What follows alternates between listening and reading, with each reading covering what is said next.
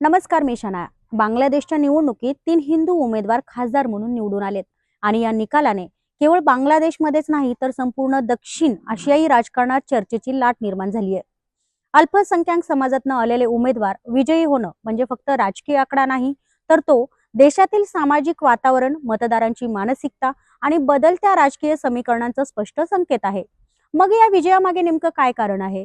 उमेदवारांनी असा निर्णय का घेतला आणि याचा भारतासह संपूर्ण प्रदेशावर काय परिणाम होऊ शकतो? चला सविस्तर जाणून घेऊयात. पंतप्रधान शेख हसीना या पायउतार झाल्यानंतर बांगलादेशमध्ये तब्बल 18 महिन्यांनी झालेल्या सार्वत्रिक निवडणुकीत बांगलादेश नॅशनलिस्ट पार्टी म्हणजेच BNP या पक्षाने मोठा विजय मिळवलाय.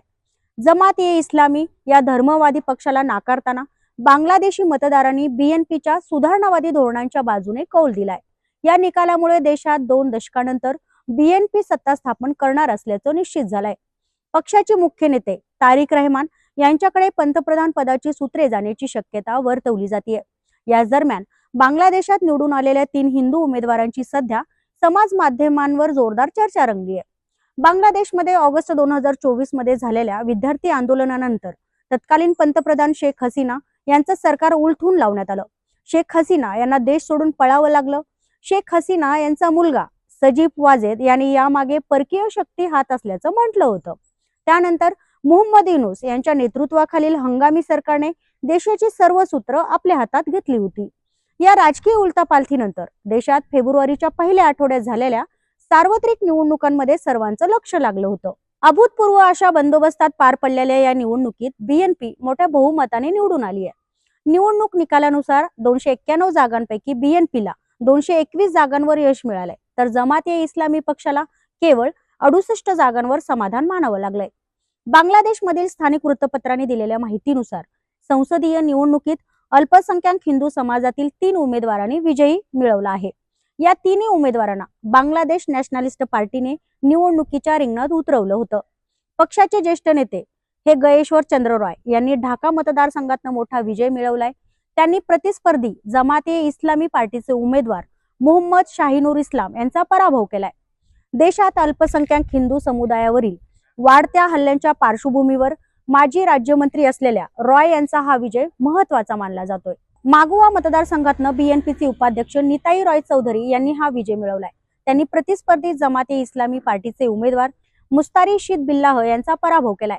निवडणुकीत चौधरी यांना 1,47,864 मतं मिळाली, तर मुस्तारिशीद बिल्लाह यांना 1,17,014 मतांवर समाधान मानावं लागलंय. गयेश्वर चंद्र राय यांचे नातेवाईक असलेले चौधरी हे BNP मधील अल्पसंख्याकांचे एक प्रभावशाली नेते मानले जातात. अल्पसंख्याक लोकसंख्या असलेल्या मतदारसंघात त्यांनी मिळवलेल्या विजयाची संपूर्ण देशभरात चर्चा सुरू आहे. तिसरं नाव आहे वकील दीपेन देवान. हे बांगलादेशच्या निवडणुकीत विजय मिळवणारे तिसरे हिंदू उमेदवार ठरलेत. त्यांनी BNPने रंगामती मतदारसंघातनं निवडणुकीचे तिकीट दिलं होतं. त्यांच्या विरोधात एका अपक्ष उमेदवाराने अर्ज भरला होता. या निवडणुकीत देवान यांना 31,222 मतं मिळाली आहेत, तर अपक्ष उमेदवार पहेल चकमा यांना 21,544 मतांवरच समाधान मानावं लागलंय. याशिवाय जमात ए इस्लाम पार्टीने तिकीट दिलेल्या एकमेव हिंदू उमेदवाराला देखील पराभवाचा सामना करावा लागलाय. कृष्ण नंदी यांनी जमातच्या तिकिटावर खुलना एक मतदारसंघातनं निवडणूक लढवली होती. तब्बल 70,346 मते मिळून देखील त्यांचा BNPच्या उमेदवाराकडनं पराभव झालाय. विशेष बाब म्हणजे या निवडणुकीत अल्पसंख्याक समुदायातील उमेदवारांची संख्या लक्षणीय होती. उमेदवारी अर्ज छाननी आणि माघारीनंतर एकूण 71 अल्पसंख्याक उमेदवार निवडणुकीच्या रिंगणात होते, ज्यामध्ये 10 महिला उमेदवारांचा देखील समावेश होता. BNPने 6 अल्पसंख्याक उमेदवारांना उमेदवारी दिली होती. त्यापैकी 4 जणांचा विजय झाला असून एकाला पराभवाचा सामना करावा लागलाय. बांगलादेश कम्युनिस्ट पक्षाने सर्वाधिक अल्पसंख्याक उमेदवार उभे केले होते. या सर्व उमेदवारांच्या पराभव झाल्याची माहिती बांगलादेशमधील जे माध्यम आहेत त्यांनी दिली आहे. बांगलादेशमध्ये झालेल्या सार्वत्रिक निवडणुकीत BNPने बहुमत मिळवल्याने पक्षप्रमुख तारिक रहमान यांच्या पंतप्रधान पदावर शिक्कामोर्तब झालं आहे. 17 कोटींपेक्षा जास्त लोकसंख्या असलेल्या दक्षिण आशियाई देशात हा मोठा राजकीय बदल मानला जातोय. रहमान यांच्यासाठी हे राजकीय पुनरागमन आहे. 60 वर्षीय रहमान डिसेंबरमध्ये लंडनहून मायदेशी परतल्यानंतर त्यावेळी बांगलादेशात मोठी राजकीय अस्थिरता होती.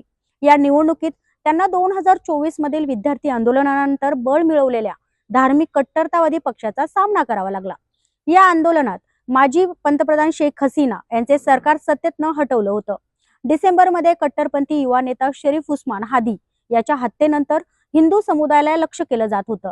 भारताने देखील बांगलादेशातील हिंदूवरील हल्ल्यांबाबत तेव्हा चिंता व्यक्त केली आहे.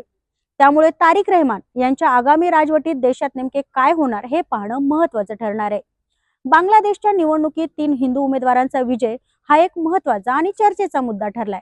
मात्र कोणत्याही घटनेकडे अतिरंजित किंवा भावनिक न पाहता वस्तुनिष्ठ दृष्टिकोनातून समजून घेणं आवश्यक आहे. लोकशाहीची खरी ताकद ही विविधतेत आणि सर्वसमावेशक प्रतिनिधित्वात असते. पुढील काळात या निवडणुकीचे परिणाम आणि या नव्या खासदारांची कामगिरी कशी घडते हे पाहणं महत्त्वाचं ठरणार आहे.